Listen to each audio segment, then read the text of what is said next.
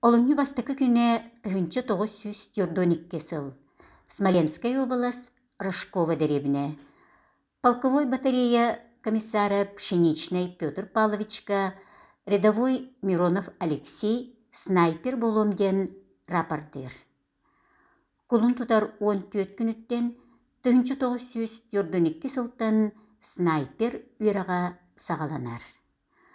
Мусустар сүйрбалта күне 1942 сылтан снайпер болан Алексей Миронов сулусбатын сағалыр.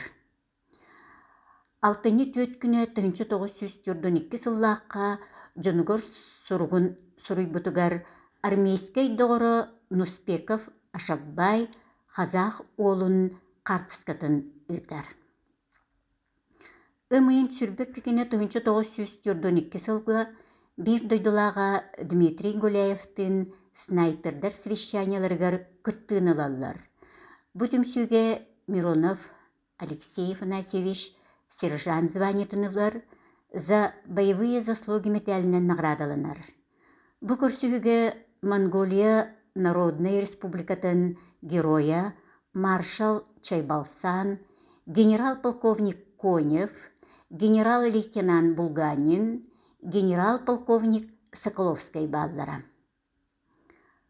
Кулун тутар 18 күне 1943 сыл. Манна суругар Вязьмир кораты басқолағын ихин кырықтақ, кыргыгыга кирен тағыстыбыт. Манна мен иппит улахан снайпер олым 18 төғілерін бірін геройды оғытта ген қомалтытын етер. Қомайоқ ихин ол оға ата суруллатақ. 90 сүрбе үс күнігер 1943 сыллаққа Миронов Алексей Афанасьевич Кыгыл Сулус орденынан наградыламмыта. Доғыры Попов Николай Гаврилевич үчуэйдік сылжар ден суруяр 90 сүрбе үс күнігер 4 сыллаққа онна мусустар 1944 сылығар Ивановская область Шуя коротыгар бу доғырын эме көссөр, онна Попов Николай Гаврилевич разведчиктар роталарын командира эте.